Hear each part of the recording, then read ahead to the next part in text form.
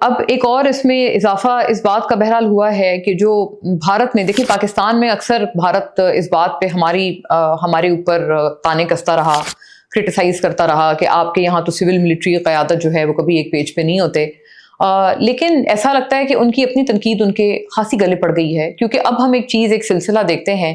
कि जो civil military क़यादत है इंडिया में, वो एक आमने सामने एक दूसरे के नज़र आ रहे हैं। एक तो सबसे पहले सुब्रमण्यम स्वामी, जो कि बीजेपी से अलहदा हो गए हैं, नाराज़ हो गए हैं। उन्होंने पॉलिटिकल लीडरशिप की तरफ से बीजेपी की मैं कहूँगी एक्स पॉलिटिकल लीडरशिप, उन्होंने माना इस बात को और तस्लीम किया कि पाकिस्तान ने बहुत बेतहाशा लॉसेस जो है वो भारत को पहुंचाए। और टेकिंग द स्टेप फॉरवर्ड, अब इंडियन डिफेंस अटैचे की तरफ से ये एक बहुत मायने खेज बयान आज से कुछ रोज़ पहले सर्फेस हुआ गुज़िश्ता हफ्ते के, ये जो तमाम तर जो लॉसेस हुए हैं ये बेसिकली जो पॉलिटिकल लीडरशिप है उनका फेलियर था, और उनकी कंस्ट्रेंट्स का या लिमिटेशन का लफ्ज़ इस्तेमाल किया गया कि उनकी लिमिटेशंस की वजह से भारत को इन लॉसेस का, इस हजीमत का सामना करना पड़ा। देखिए, इट्स वेरी अंडरस्टैंडेबल, क्योंकि हम ये देखते हैं कि जो इंडिया है उनके जितने जो मेजर दिफाई जिनसे वो चीज़ें अपनी इंपोर्ट करते हैं ममालिक हैं, चाहे वो इजराइल हो जिनसे मिसाइल्स इंडिया ने इंपोर्ट किए और वो पाकिस्तान पे इस्तेमाल हुए, या फिर ये S-400 हो रशिया से जो कि इंपोर्ट हुआ पूरा एयर डिफेंस सिस्टम, वो इस्तेमाल पाकिस्तान के खिलाफ करते रहे। एंड ऑफ कोर्स ये रफेल, सबसे नामी ग्रामी जो रफेल फ्रेंच एयरक्राफ्ट्स हैं, वो फ्रांस से इन्होंने इंपोर्ट किए। पूरे ये जो सारे इंपोर्टर्स हैं Indian state of the art weaponry के, वो बहुत सख्त तरह के और मुश्किल सवालात कर रहे हैं इंडियन मिलिट्री से, और ये पूछ रहे हैं कि हमारे तो ये तमाम तर जो डिफेंस इक्विपमेंट है, ये वेपनरी है, इसको कभी भी किसी तरह से किसी सेटबैक का सामना नहीं हुआ। इतने ग्लोबल कॉम्बैट्स गुजरे लेकिन कभी भी हमारी वेपनरी जो है वो फेल नहीं हुई अपने हदफ को हासिल करने में। ऐसा क्या हुआ कि आप पाकिस्तान ने ना सिर्फ उस वेपनरी को फेल किया, बल्कि जो पाकिस्तान ने रिटेलिएट किया और जो पाकिस्तान ने इंडिया को सबसे पहला जो जवाब दिया था, उसमें उस पूरे दौरान पूछ रहे हैं, सवालात कर रहे हैं, और क्यों सवालात ना करेंगे तमाम ममालिक, इजराइल, फ्रांस, रशिया, कि ऐसा क्या हुआ कि ये उन्होंने नेस्त तो नाबूद कर दिए कि सारे जो आपने जो वहाँ पर उनकी तरफ दागे, वो आपने इस तरह से उनका ये अंजाम हुआ। And this is an embarrassment to their weaponry, जो कि स्टेट ऑफ द आर्ट है, जो कि जदीद है, उसकी जिद्दत में कोई शक नहीं। ये बात तो वाइस मार्शल औरंगजेब भी जो प्रेसर उन्होंने की, उन्होंने बताया सहाफ़ियों को कि रफेल एक बहुत स्टेट ऑफ द आर्ट और बहुत अच्छा एक तैयारा है। अगर उसका कोई फेलियर है तो वो उस तैयारे को एट्रीब्यूटेड नहीं है, वो बेसिकली तैयारा इस्तेमाल करने वाले को, जो उनका पायलट है, उसको एट्रीब्यूटेड है, उसकी नाअहली है, उसकी इनकॉम्पिटेंस है।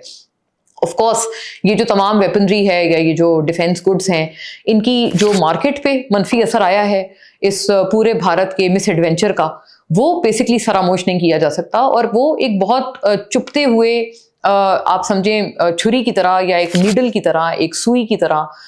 दिलों में चुभ रहा है भारतीय डिफेंस तमाम उनके लीडरशिप के, और उसका वो लोग जवाब दे रहे हैं। वो ये कह रहे हैं कि आप ये हमें एट्रीब्यूट ना करें, ये पॉलिटिकल जो लीडरशिप है ये उनका कंस्ट्रेंट था, उसकी वजह से हुआ। सो ये बात इसलिए करना बड़ा अहम है कि जिस सिविल मिलिट्री तनाव का भारत हमें बरसों से ताना कसता रहा, वही सिविल मिलिट्री तनाव इस वक्त भारत को आंखों में घूर रहा है। And the BJP government is standing helplessly, क्योंकि वो जो इंडियन डिफेंस अटैचे है जिसका ये बयान था, उन्होंने सियासी लीडरशिप पे इतना बड़ा इल्ज़ाम लगाया, हमने कुछ नहीं देखा कि वो जो है कोई एक्शन लिया गया हो, या वो जो उनकी सियासी लीडरशिप है उन्होंने इसके एक तरह से आप समझे अजाले के लिए उस शख्स को कोई सज़ा दी हो, कोई उसको पेनल्टी उसके ऊपर की हो, कुछ भी तो नहीं हुआ। बल्कि इनफैक्ट इसका कोई रिबटल भी मेरी नज़रों से नहीं गुजरा जो कि उनकी सियासी लीडरशिप ने दिया हो। सो इस लेवल का एक सिविल मिलिट्री तनाव इंडिया में एज वी स्पीक एग्जिस्ट करता है। और मैं तस्करा करना चाहूँगी प्रवीण सानी का, जो कि उनके एक बहुत ही नामवर दिफाई तज्जियाकार हैं और बहुत अच्छे प्रोग्राम्स में एक लॉजिकल रीजनेबल पर्सन। उन्होंने ये वाली बात की कि देखें, ये वही चीज़ लग रही है क्योंकि जो बिहार में इलेक्शंस हो रहे हैं वहाँ पर बीजेपी और उनके तमाम जो इत्तेहादी हैं वो यही प्रचार कर रहे हैं कि जी हमने घर में घुस के मारा, घर में घुस के मारा। सो प्रवीण साहनी ने इसके ऊपर एक बहुत, मैं समझती हूँ, एक मायने खेज और खूबसूरत ट्वीट किया है। उन्होंने बताया कि किस तरह से ये पहले दिन से सबको पता था, हर किसी को पता था कि ये बेसिकली कोई इलेक्शंस के लिए, इलेक्शन का बयानिया बनाने के लिए ये भारत ये मिस एडवेंचर कर रहा है। वरना ऐसी चीज करने का पॉइंट क्या है जिसका उल्टा फायदा तो एक भी ना हुआ हो, लेकिन नुकसानात की माशाल्लाह से एक तवील कतार लग गई हो। इस तरह के जो बहुत नामवर कमेंटेटर्स हैं वो ये बात करने पे मजबूर हैं कि हमने पहले से कहा था बिहार इलेक्शन में बीजेपी सरकार बेहद सफाकी से इस पूरे एक बयानिए को इस्तेमाल कर रही है और फिर से वही घर में घुस के मारा और आने वाले इलेक्शंस में भी हम एक्सपेक्ट करते हैं, क्योंकि ये बयानिया इतनी बुरी तरह पिट चुका है, अपनी मौत आप मर गया है, दैट वी एक्सपेक्ट हेयर। और भारत में जो सेन वॉइसेस हैं वो ये समझती हैं कि इसका इलेक्शन में भी मोदी सरकार को, बीजेपी को कोई खास फायदा नहीं होगा, उल्टा उनके लिए ये काउंटर प्रोडक्टिव होगा, क्योंकि उनके अपने अंदर से जब सरेंडर मोदी किस्म के नारे बुलंद हो रहे हैं तो इसका मतलब ये कि ये पूरा जो बयानिया है ये बहुत बुरी तरह पिट चुका है। आप एक पिटे हुए बयानिए को और ज्यादा उसको आप लेकर चल रहे हैं। सो आई थिंक मे बी जो लोग एडवाइस करते हैं पॉलिटिकली स्पीकिंग बीजेपी को और नरेंद्र मोदी को, उनकी पूरी पार्टी को, आरएसएस उनकी प्राइमरी जाहिर इत्तेहादी है और उनके एडवाइजर्स हैं, I think it's a very very bad move. ये एक ऐसा उनका बेवकूफ़ाना फैसला है कि बिहार के इलेक्शन में इसको इस्तेमाल करना, कि जो कि ऑब्वियसली जिसका उनको उल्टा खमियाजा जो है वो हम देख रहे हैं कि भरना पड़ेगा। और कुछ नई प्रोक्योरमेंट्स भी दिफाई तौर पर भारत ने की हैं जो कि उनकी डिफेंस एक्विजिशन काउंसिल की तरफ से अप्रूव हुई हैं। मैं वो सारी बताना चाहती हूँ। मतलब इट्स अ लेंदी लिस्ट। इस पूरी चीज़ में आर्मर्ड रिकवरी व्हीकल्स हैं, इलेक्ट्रॉनिक वॉरफेयर सिस्टम है, integrated common inventory management system for the tri services, surface to air missiles हैं, माइंस हैं, माइन काउंटर मेजर वेसल्स हैं, सुपर रैपिड गन माउंट है, सबमर्सिबल ऑटोनोमस वेसल्स हैं। ये एक तवील जो फहरिस्त हमारे सामने है, ये तो इसी की तरफ इशारा है कि जो जदीद तरीन वेपनरी जो भारत ने पाकिस्तान के खिलाफ इस्तेमाल की, उनकी शर्मनाक हार के बाद अब भारत और ज्यादा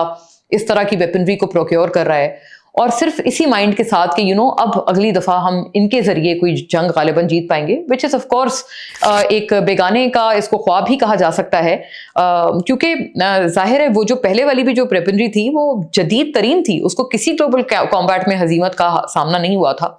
तो ये बात आई थिंक भारत या उनको ये चीज़ समझ नहीं आ रही। और एक और बाय द वे बात की तरफ जो सबसे इंपॉर्टेंट मुद्दा है जिसकी तरफ इस तरह की डिफेंस प्रोक्योरमेंट्स हिंट कर रही हैं, वो सबसे अहम मुद्दा ये है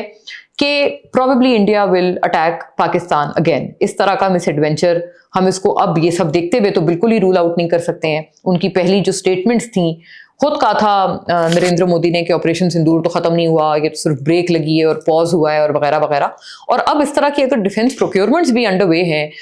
तो ये बड़ी एक सजेस्टिव बात है कि भारत अपनी उस हजीमत को, एम्बेरसमेंट को छुपाने के लिए कोई दोबारा मिस एडवेंचर करेगा। और ऐसा करने से पहले आई थिंक भारत को बहुत कुछ याद रखना चाहिए, और सबसे बढ़कर ये याद रखना चाहिए जो इसमें सबसे अहम बात है